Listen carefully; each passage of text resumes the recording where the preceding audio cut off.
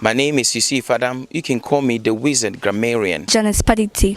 Christ-like Balfour and Prince. So say Bernie Beyonce. I attend Bridgeport Junior Academy. Bridgeport Junior Academy. Head of Academics, Bridgeport Junior Academy. Keep watching JTV. JTV. On the program. What do you say? What do we say? What do we say? I do encourage everybody to subscribe to JTV on YouTube.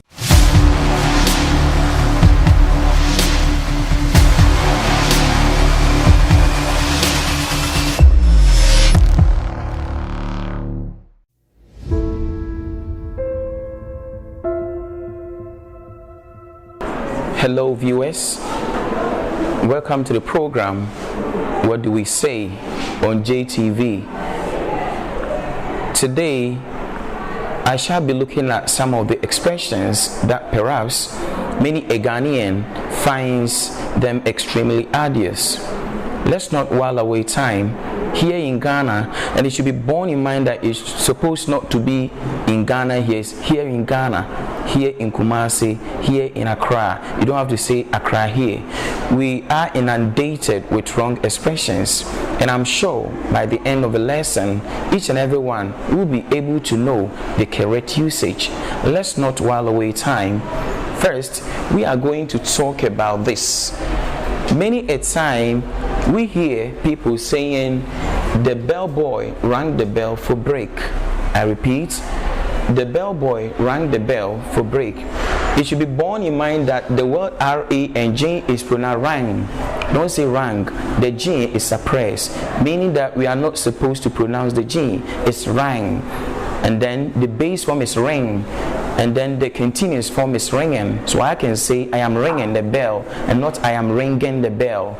So at first we used to say I ring the bell, I am ringing the bell, which is an error. And pronounced E-R-R-O-R as error and not error. Okay?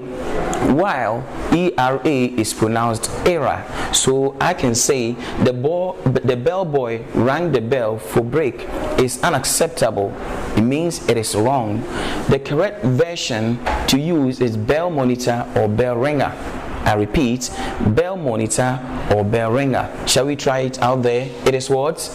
Bell monitor or bell ringer. That's great. You don't have to say bell boy, okay? Because one can say the bell monitor rang the bell for break. Now the question is, who is a bell boy? Now when you go to hotel, sometimes a person might approach you and then take your luggage and lead you to the hotel room, and that person is known as bellboy. In the classroom or in a school room, the correct version is supposed to be bell monitor or bell ringer. Henceforth you can say bell monitor, it is time to ring the bell, or bell ringer, it is time to ring the bell. Henceforth you can start using this sort of expression, and that will make you skyrocket into stratosphere, fame, glory and success. The next to talk about is, for example, we say Anita is very fat. In fact, this word fat is an offensive and pronounced O-F-F-E-N-S-I-V-E as offensive and not offensive. And the nominal form is offense and not offense. So if you tell your sister or your colleague that you are fat, it means that you are throwing insult at the person. You don't have to say Anita is very fat. It's offensive. The word fat has a negative connotation, and this means that it is impolite. In pronounced I-M-P-O-L-I-T-E as impolite, and not polite. So it is impolite or offensive to describe someone who has a lot of flesh on his or her body as fat. So the correct version is supposed to be overweight. So I can say my sister is overweight. You don't have to say my sister is fat. Even to the extent that if you tell somebody that the person is fat, it's just like you want to show comparison, and the word is pronounced comparison and not comparison. You want to compare the person to that of a pig. So if I say somebody is fat, you want to insult the person. Henceforth, you can say overweight. Is that crystal clear? The correct version is again. That's great. The next to talk about is Kofi has no size when it comes to football. This one is Ghananism. When we say something is Ghananism, it means it was formed here in Ghana. We coined this expression. It is not standard. When you get to advanced countries and you say no size, they will burst out into uncontrollable laughter.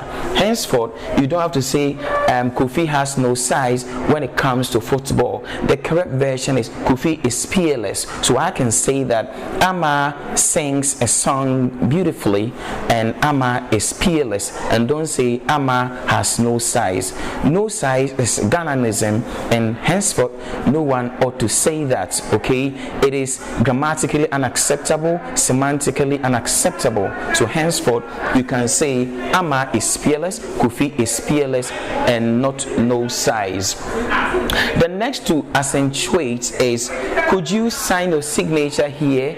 Sometimes you may try to listen to a group of scrupulous people and then you find yourself somewhere else and the person might approach you and say that, hello gentlemen, can you sign your signature? I think we've been hearing all this all the time. This is an error and you don't have to do that. We want to shape in our English. We want to sharpen and then make our grammar really grammatical. So it is unacceptable to say, could you sign your signature here? That is wrong. The correct version is supposed to be, could you forge a signature? Could you forge a signature? Or you can say, write your signature here. Madam, can you write your signature here? And then the last one to say, you can say sign your name here, and you don't have to say that sign your signature here. I think ubiquitously a lot of people are fond of saying it, which is an error. So henceforth you don't have to do that. Okay. Well, the next one to talk about is school will vacate on Friday. This is wrong. I repeat, school will vacate on Friday. That is wrong. Another example, have you vacated yet? This one too is wrong. Vacate is a verb whose noun form is vacation. Vacate is defined as follows. 1. To leave a room or building or chair so that it is available to other people. So here it is wrong to say school will vacate on Friday, and it means that when the school vacates, you are not returning to the school again, which is satirical. So let's look at this. The boy is requested to vacate the room by 6 p.m. This means that when the boy leaves the place, he is not returning, which is not so.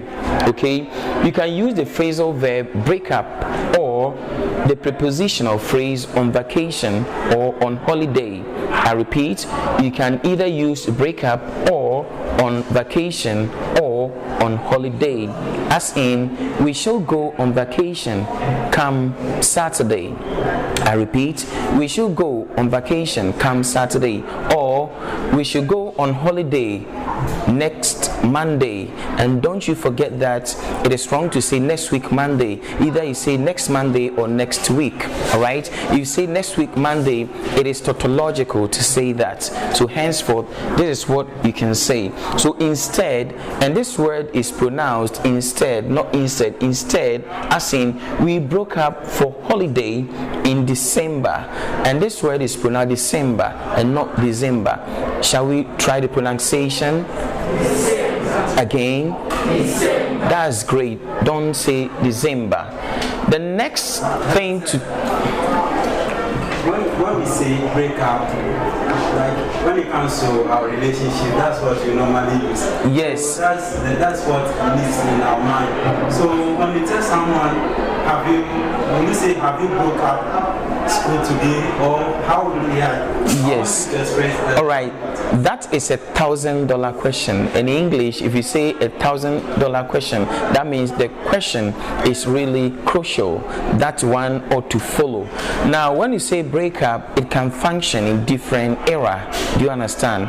In terms of relationship, one can say we break up every day, but we try to reconcile. You can use that in that context. But here we are talking about the fact that one is leaving the place. This one too is acceptable. Okay, so this means it depends on the context on which one wants to emphasize. And the word emphasize, when you use it as a verb, it doesn't take any preposition. For example, we want to emphasize the matter, but if you want to use the nominal form, then you say let's lay emphasis on it. Okay, so you can use that. And even in relationship, as you are talking about, you can use the word split if perhaps they are not married. So if they are not married, you can say they split up. Okay, they split up. But when they are married, then you can say they divorced.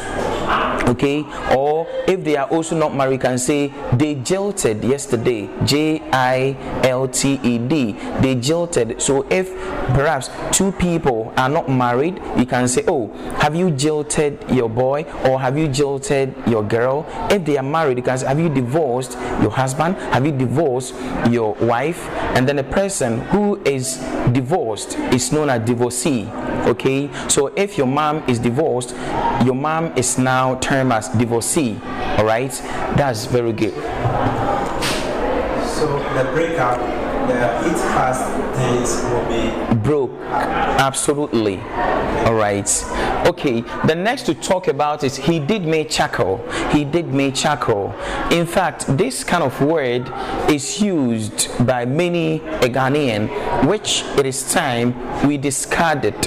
And it should be borne in mind that when you use it is time, you have to use past tense. For example, it is time you left the place. You can't say it is time you leave the place. Another example, it is high time you went there, or it's about time you went there. Okay, we call them structural signal. So you don't have to say that it is time you ring the bell. It is time you rang the bell. This is English, and always we have to follow it idiomaticity all the time. So one could say he did me chuckle when one wants to talk about this sign. Have you got the sound? When you are incensed, when you are angry at certain thing, and you want to show that kind of sign, you say, many Ghanaian thinks that the version is chuckle, which is an error. The correct form is raspberry. Raspberry. Shall we try it out there? As in strawberry, not strawberry, strawberry. Strawberry, as in rosemary. Say it. And no rosemary. Okay, so rosemary, raspberry. Okay, and then what have you? So you don't have to say he did me chuckle. You can say he blew me raspberry. And the past tense of to blow is blew. Pronounce it there, blew. Again, so C-R-E-W is pronounced crew, is pronounced, so C-H-E-W is pronounced, G-R-E-W is pronounced grew. That's very good. So let's continue. If you blow a raspberry, you make a sound similar to flatulence by putting your tongue out and blowing people. And this word is pronounced putting. Don't say put, okay? As in push. P-U-S-H is pronounced push. Okay, B-U-S-H is pronounced bush. You don't have to say bush. Okay, so this one is put. All right, and this is what you call zero verb. So the past tense is still put. So I can say I put my wallet on the table. You can't say I putted my wallet on the table. It's laughable, isn't it? Okay, so people do this to insult someone or to indicate decision, and this word is pronounced decision and not decision. Okay, henceforth you can use this word raspberry. Raspberry. So I can say that I sent the girl, but she blew me raspberry, and not she chuckled on me. Okay, The next to talk about is sometimes Ghananismly we say that the oil has slept. Your mom might send you and say that the oil has slept. Could you bring it and let's heat it? This is laughable and it's Ghananism. It's about time we threw away all these sort of erroneously assumed expression. Now, if cooking oil solidifies, the standard English word for it is gel. Let's try it. Gel. Or gel, and the spelling is G-E-L or J-E-L-L. So I can say that Sylvia, the cooking oil is gelled. Could you bring it so that we heat it? Don't say the cooking oil has slept. Could you bring it? This is an error. Next time, what you have to say is the oil is gelled or the oil gels, and we need to heat it a little bit. You don't have to say the oil has slept. If you say the oil has slept, it's ungrammatical, and it shouldn't be that when you want to sound like the purist. Henceforth, what you have to say is gel or gel. So the oil has slept is a vernacular translation that shouldn't be used in standard English, and this word is pronounced vernacular. Let's try it there. Vernacular. Vernacular. Vernacular. And not vernacular. As in peculiar, specular, spectacular, regular, and not regular. Okay, so this one is vernacular. Now, this one is remove your eye salt. I think you slept. This one too is Ghananism. This thing, many a Ghanaian calls it eye salt, which is an error. You don't have to say remove your eye salt. It's Ghananism. The correct version ought to be remove your sleep dust. Remove your sleep dust. Again, remove your sleep dust. Or you can call it sleepy sand. You can call it sleepy sand. Yes. So you don't have to say remove your eye salt. This one is Ghananism. Okay.